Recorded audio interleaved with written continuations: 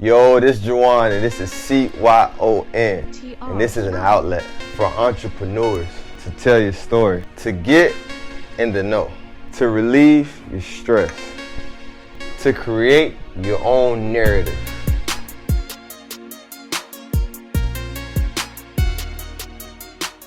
Yo, it's Create Your Own Narrative, man. CYON. We're here with another exclusive interview. I'm here with BLVD Subs, the owner, Shay. How you doing? I'm doing great. Great. We at this wonderful establishment right here located in Imperial Plaza, Riviera Beach, Florida. So I just want him to give a background about himself, this location itself, and what made you want to open up a Subs spot.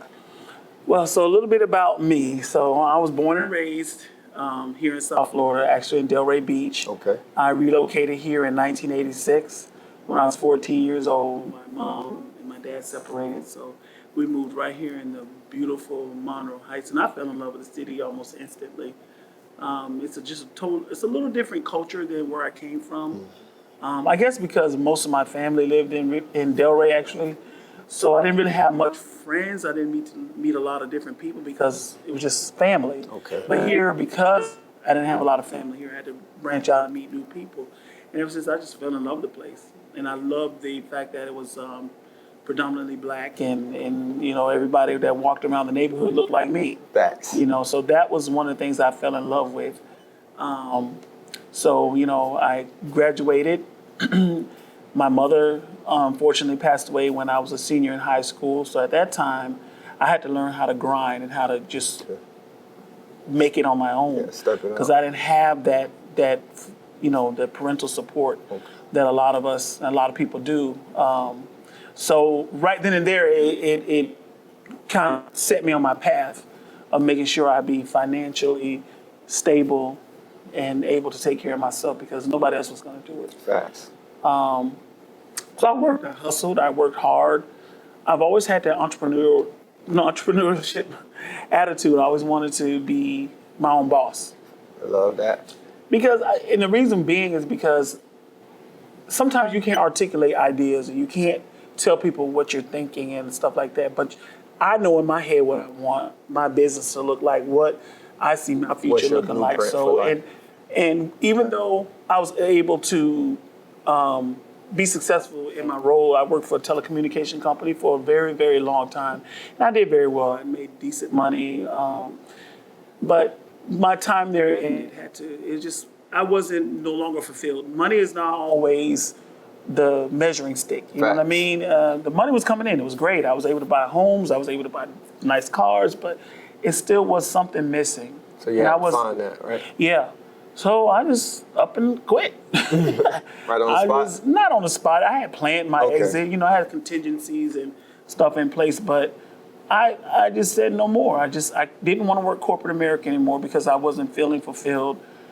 And so one day, literally, BLVD Subs and more came about after just laying in bed, just like, what do I want to do? So I was thinking about many different, services and products that I can bring into the Black community. And so, I know how to do taxes, but there's so many tax offices. There's one on every corner. I know how to do credit repair. I mean, there's everybody, mama, know how to do that. Now with Credit Karma and all these different services, it don't take much to fix your own credit. So that was kind of a dying market. And I'm also a certified travel agent. You got all I was on there just taking courses and just like, I gotta get because like I said, I was starting my contingency planning. I just never wanted to be caught in my pants and be like, well, what am I gonna do? At least I can fall back and go work at H&R Block or Jackson Hewitt or different things. So I was like, let me get these certifications under my belt just in case. So I'm a certified travel agent, a minute I can be somebody's executive, secretary. I can be almost anything, but I said, what is it that I want to do? And I said, what is it that deserves? And one of the things that they said, that people are like, I just want to go somewhere and sit down and just chill and just, just have a good time and just some clean, nice atmosphere. And that's what we all want, And so I thought about what it is I want to do. Now, when it came down to the menu, so how I got to BLVD Subs, first of all, I'm not the worst cook in the world. No, you're not the worst cook. But I'm gonna stay in my lane. You know what I'm saying? And So I said, you know what can be easy that, because I'm very creative. Where I lack in cooking skills, I have a lot of creativity. And I have a discernment. I love quality. Right, yeah, that makes up for that. And I love quality stuff. I love, you get what you pay for. I've always lived under that philosophy. You get what you pay for. And I just always been that type of person where sometimes, Burger King burger, I want to go get me a nice, big, juicy, spend $15 on it. Right, yeah, I want a nice, because, $4 hamburger and a $15, they're definitely different, So I say, what is it that I can bring that's quality? Because there's a lot of people that do feel that way. They want quality products and stuff like that. Okay. So pretty much how Boulevard Subs came to be. I was going to either do like a Dairy Queen or Dairy Bell or a sub shop. But then a light bulb went off. I said, well, why can't I do both? Get to that part. We're gonna get that part. Yeah, we're going to get to that part. So so that's when the light bulb went off. I said, well, in the meantime, sub shop seems nice. And I just went with it. I just really just stood against the wall. I just started doing some homework and just started just researching things, looking at contacting distributors, auditioning bread. I literally auditioned the food that you all eat today. Most people don't do that. Oh, no. They go by the price. I said no. And price was not really the factor for me. Well, it was some, but it was more, let me taste the quality of it, and then we can negotiate price, and let me hear it. Because some stuff I did eliminate because stuff was a little too expensive.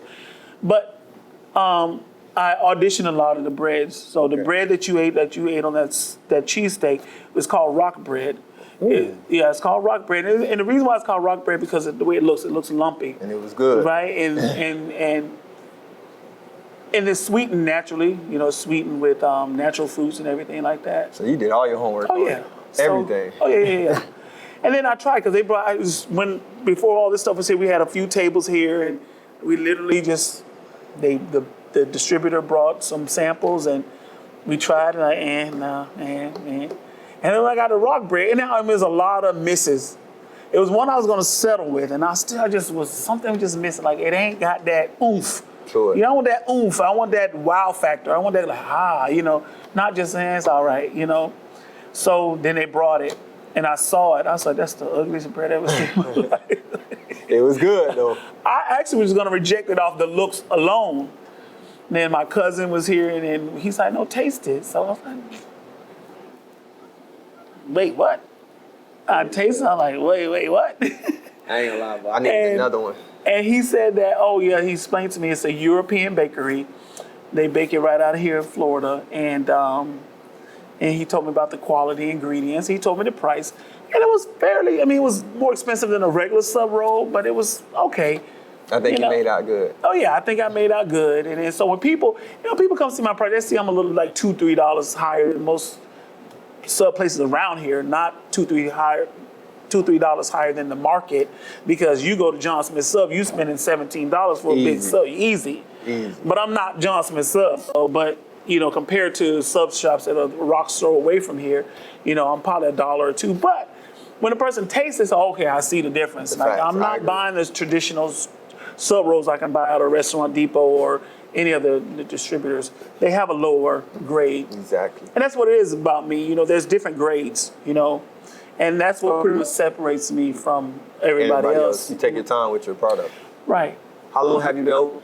If you don't mind telling the viewers. I opened up July 17th of last year. And our official grand opening was July 30th. Okay. But I go by the July 17th date because we actually opened the doors on that day. Okay. And we just started, people just came in, like just out of curiosity, and we had the music blasting, and they were just coming in to check us out. And from there, it just started to move forward. How has the response been from the community with Boulevard Subs coming into community? How have you enjoyed that experience? How have people enjoyed you? Well, so with the feedback that I get, I love honest feedback, but if you look at my Google reviews and other places that allow reviews, I'm pretty much 5-star.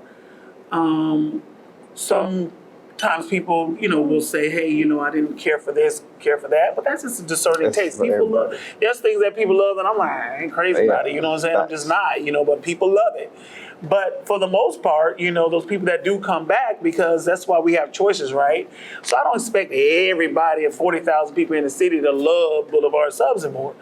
But for the most part, it's been well received. I get a lot of catering orders. I get people referring other people. Thanks. I get people just coming and say, hey, I appreciate you being here. So it's been well received. But the issue that I do have is, of course, is that, first of all, Riviera Beach is considered a food desert. You don't think of food when you come to Riviera Beach. And that's you just don't. That's a fact. And I'm guilty of it too. When I'm home, I'm like, damn, I want something to eat. I drive to North Lake. Yeah. I drive down North Lake because they got a restaurant on like every corner. There's like 75 of them, for all different types of tastes and backgrounds. Riviera Beach, you come here, you got a Dunkin' Donuts, you drive down, you got Imperial Plaza, then you got to go way across. It's just not one of those places. So it's just one of those things. And I have people say, I thought about you at the last second. I was about to go over here, but I remembered you were here. So that's one of the things I have to overcome. And part of that's my fault. Well, I won't say my fault, but part of it has to do with me. I have to do a little more marketing. Okay. And, but being the owner, I wear so many hats. That's why we here, though. We here to help you market. Right. And that's why I need you guys. And we got you. So I'm going to tell y'all how I got here. Nigel ended up coming. He been here a couple times, and he hit us up in the group chat. He was like, hey, man, I think we should interview Boulevard Subs. Check it out. Came and got me a Philly cheese and 5 wings. He told me I need to get the 12-inch, right? Yes. I didn't. I got the 6-inch. And I went home and I was mad. Now I'm back again. I'm going to give me another one, and I'm going to enjoy it. But what's one of your favorite items on the menu, and what's one of your highly requested items on the menu? My favorite is definitely the Italian, and that is also the #1 selling. So now cheesesteak is my #2. So they're like neck and neck,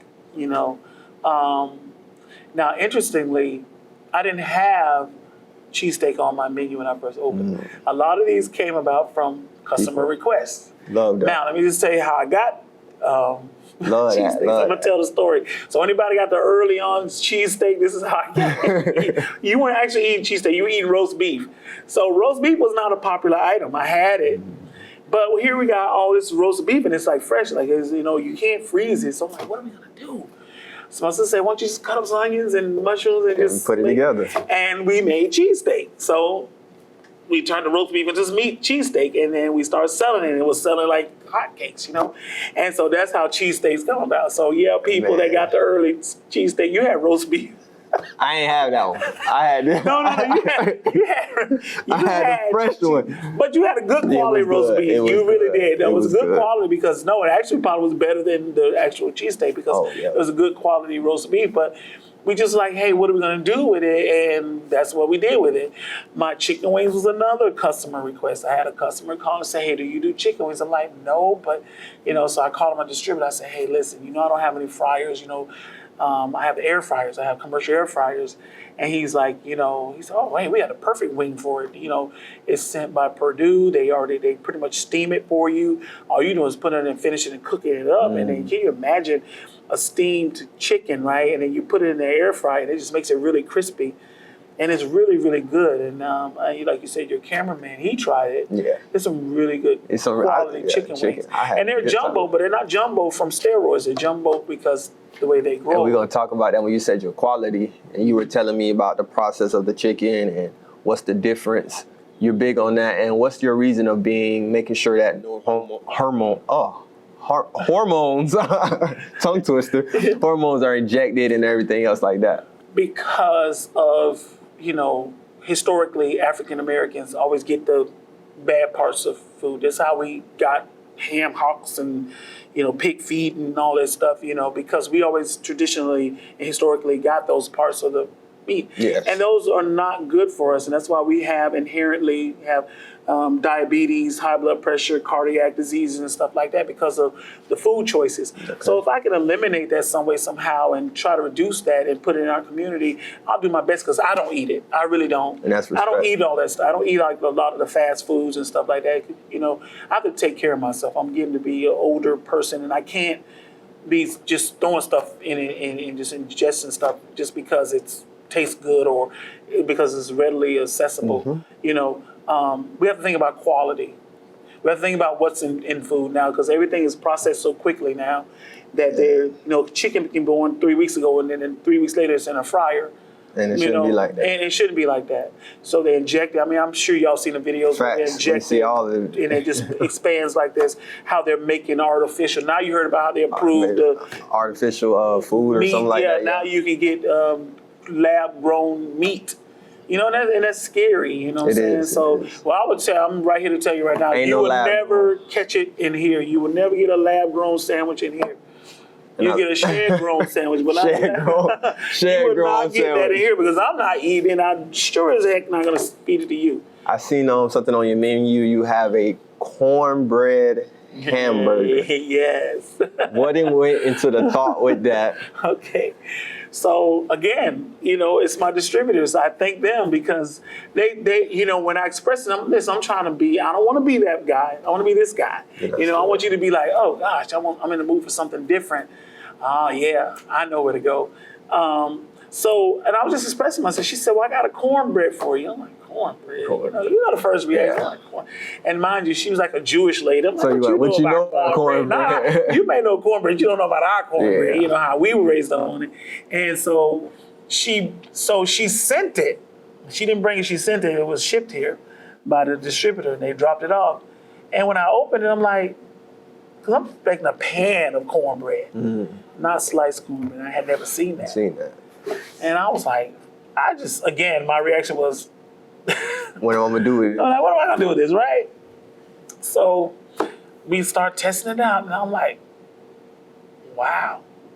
You gotta put it on something. It's amazing. It's an amazing bread. It really is.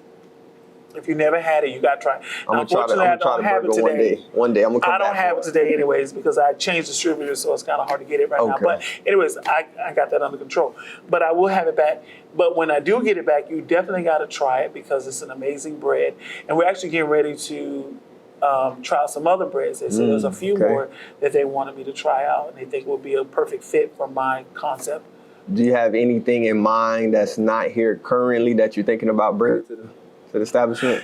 Well, yeah. So, I don't know if you ever heard of freak shakes. Freak shakes. You showed me. Well, yeah. And that thing is. Yeah. So freak shakes are like massive milkshakes that has all this cookies and cakes and lollipops and all kinds of things just shooting out of it, and it's just massive. And it's just this new spin on milkshakes, you know. And they're growing, they're exploding all over the country. And again, it's something that we don't have in our community. Because if I want one, I think the closest one is in Boca. And our kids should be able to enjoy it right here. You should be able to enjoy it right here. I mean, we have 47,000 cars that pass along Blue Heron every day. And, we should be able to accommodate those people that want a milkshake. Or a freak shake, not just a milkshake, but a freak shake. Something a little different, and that's what we're going to bring. I had always wanted to, remember I told you I was going to do both, but now I'm going to bring it now. Bring it right here to the place. Now. So probably in this last quarter of the year, you will see it. Definitely I want to have it before Christmas. So I'm looking forward to it. Yeah, so I'm gonna try it out. We can do a little taste test right here. But yeah, come out. We're gonna be testing it out and making sure we perfect it so that when you guys come get it, it's to your expectation, to your standards, because my standards are high. People call me bougie, but I'm not bougie. I like what I like. I like quality things. You know what I'm saying? I don't feel like I should settle. And you shouldn't. And I don't think people should settle. Not for what you want to eat either. And I believe people will pay for something that they like. Anything they want. That's the funny part. People pay exactly for what they want. Any adversity that you had to overcome, becoming a business owner that you want to share with the people so they can maybe, hit a light bulb in their head to go take that risk? There's a lot. And I think most people that has tried to go into business can relate. It's funding, money. Well, I have an idea, but what's that next step? And 90% of the time you need some kind of access to funding. You just do. You know, unless you're making something that doesn't require money, that just require like a certain skill set, you know. But for the most part, if you want to open a business that you're trying to provide a product, you're going to need funding. And historically, the numbers are there, the data is there. It's hard for black people to get money. It just really, really is. And the reason being is because most major lenders, they look for assets. They look for a history of, you know, money flowing through your bank accounts and, you know, access to wealth. You know, like I don't necessarily have to have it, but if my grandfather he owned 18 properties or whatever, then they would give me the loan. Got a better chance at it. But we know historically where we were. Exactly. Our 3 people don't generations have ago. that. You know, I mean, my grandfather, you know, he worked really, really hard, but his whole mission in life was to make sure he just provided for his family. We were never taught financial literacy. We never taught about putting money away. It was go to work, pay your bills, make sure your lights stay on, make sure you're and I think that's in a lot of black households. And that is true. So we never prepared for that. Now this generation is a little more aware of, you know, hey, you know, this opportunity out there. Okay, now I want the same opportunity that our white counterparts or other counterparts have.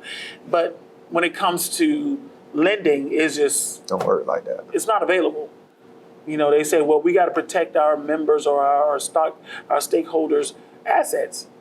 But, you know, you know, it's not, I don't argue with the banker or whoever there, but most of these assets were built on the back of slaves or back of black people. This is why you have the Chase banks and you have all these major banks.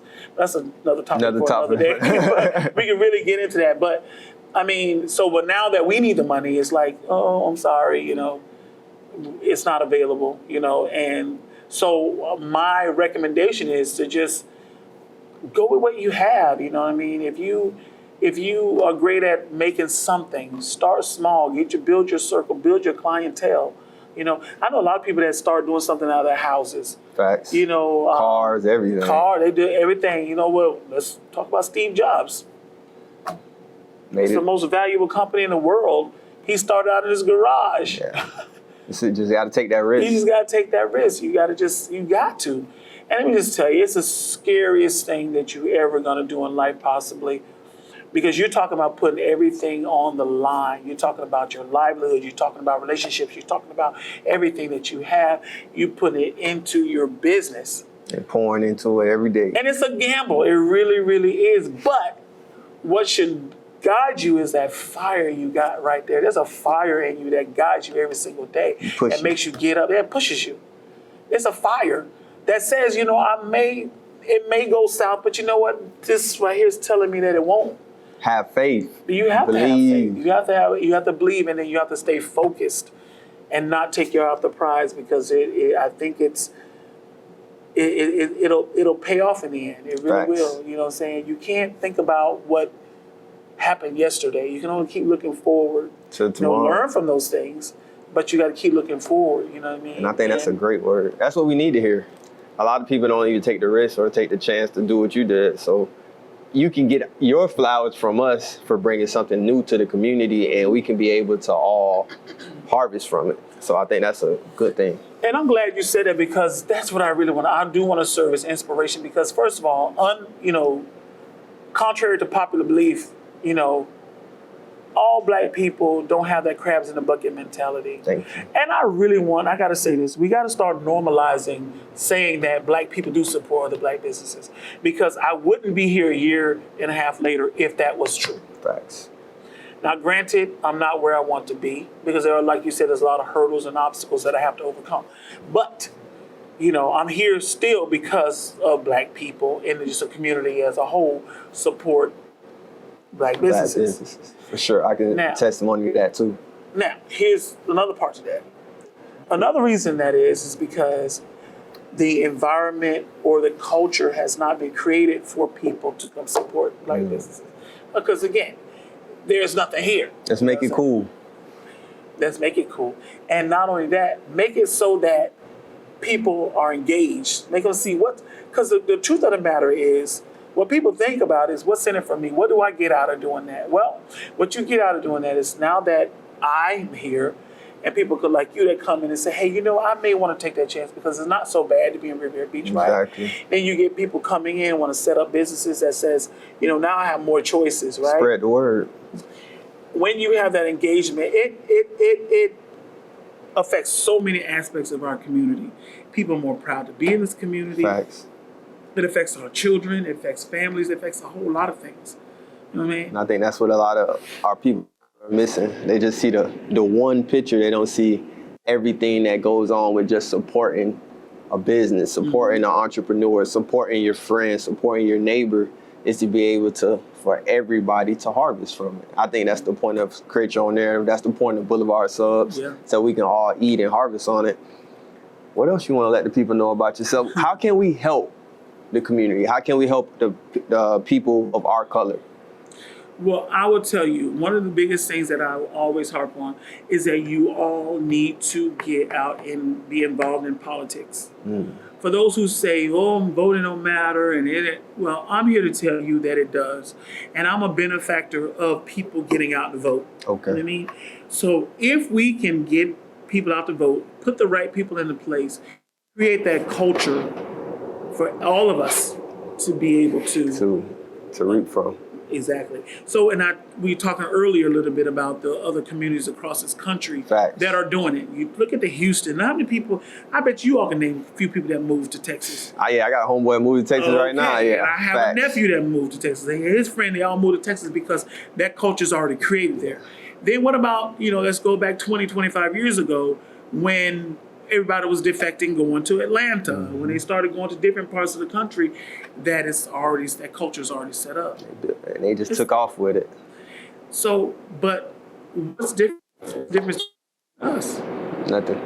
It's making sure the right people in place to create that environment. So that's why it's so important for you to get out and vote. You need to learn who your city commissioner is and what district you're in and who would represent you. And you make sure you call the offices and say, hey, these are the things that I want. That stuff does matter because that level of accountability is not there. They can go out there and make any decision that they want to make on your behalf because they know that you're not going to pick up the phone and say anything. Facts.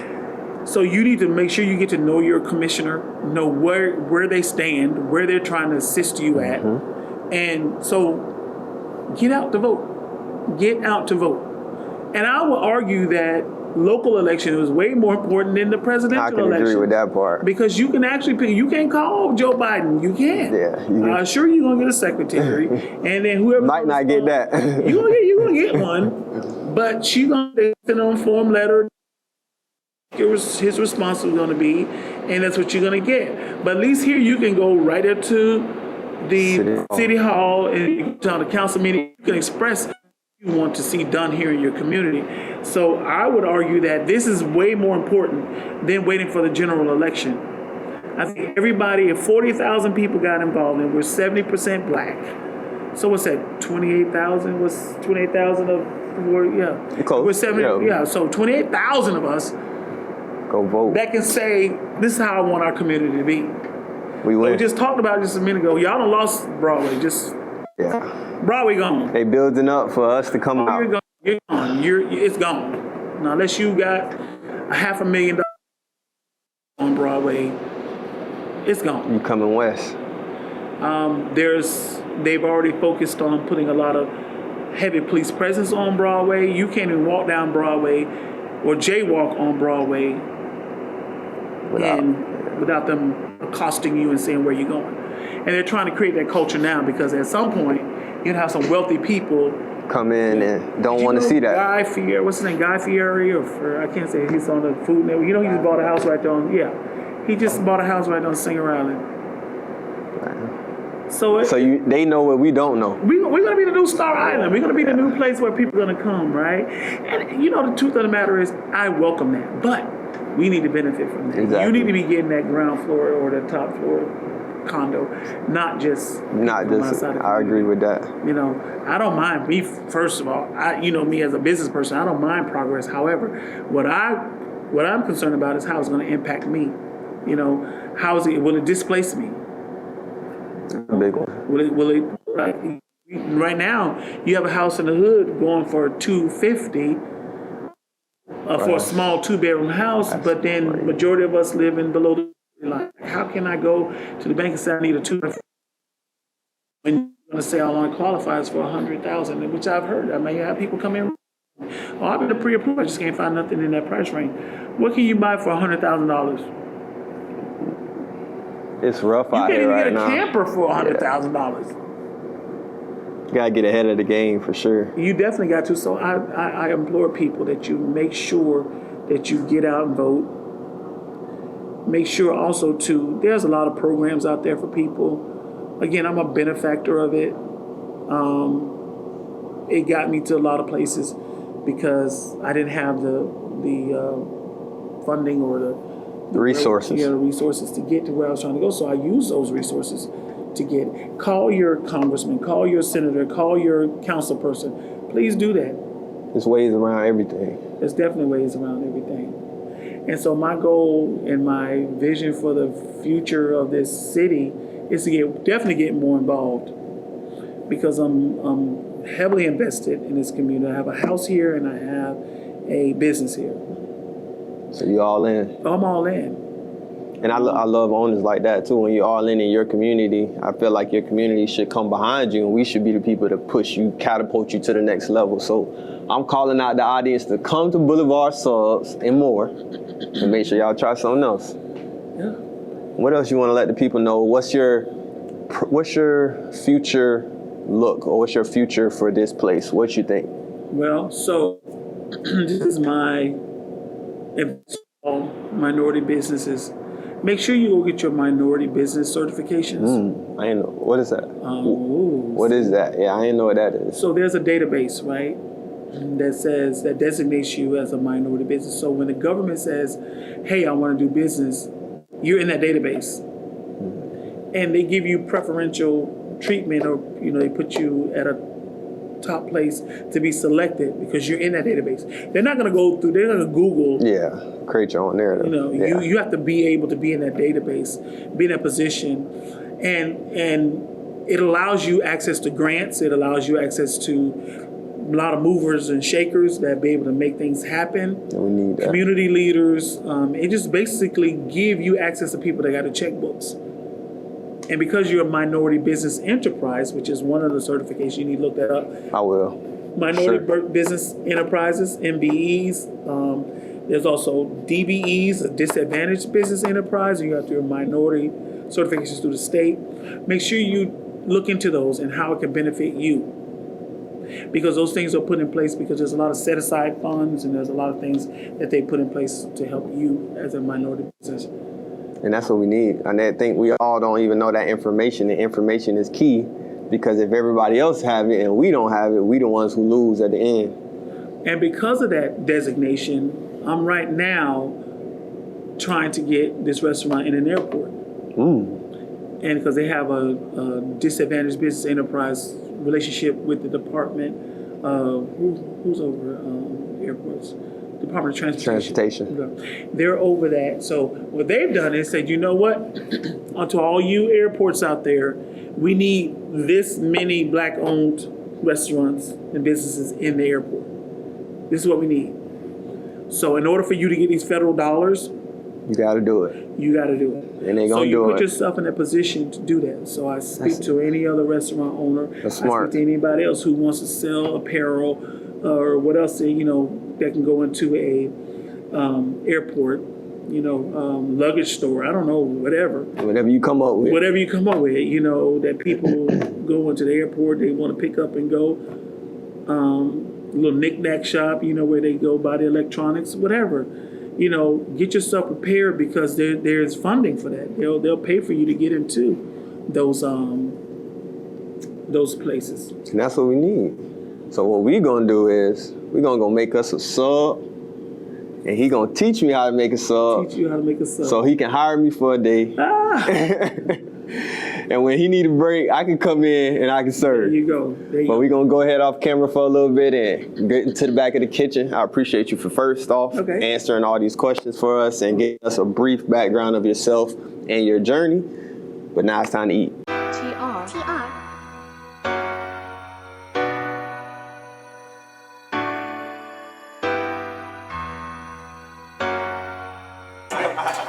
Forget the bag, don't forget the bag. The Royal Rhino. Boy, you like you great ass myself.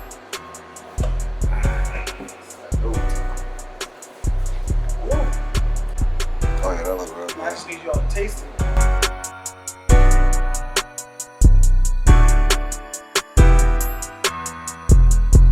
Oh, that's good. I ain't gonna lie, 10 out of 10. That's that Purdue. Purdue. This is a rock bread. And the reason why it's called rock bread is because Look like a rock. it's like a rock. If you look closely, you'll see coconut flakes and you'll see pineapples. There's a pineapple right there, there's coconut flakes. There's a pineapple right there. It's naturally sweetened with fruit. Havarti. Oh, that's the best kind of cheese. It's the best kind of Havarti cheese, right? That creamy flavor, that creamy buttery flavor just really brings out the taste in that sandwich. That ain't no small salami. Oh, no. So you don't flavor.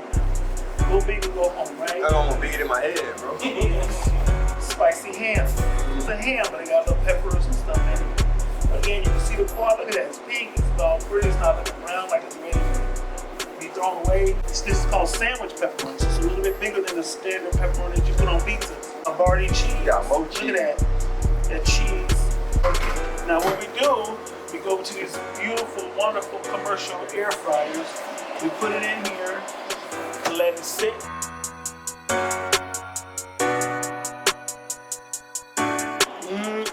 Look at that. We make our own mayo.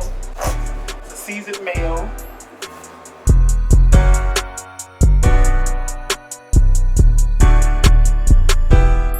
Look at that. Don't you wish you had some of this?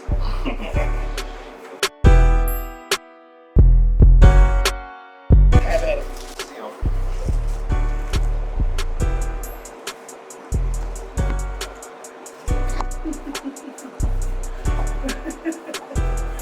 Right? Heavenly, right? Bro. Taste warm bread. And the salt. Let's see what he's saying about the vinaigrette. So I'm about to open you up a food channel. What's that dude's name? With the dread? Yeah.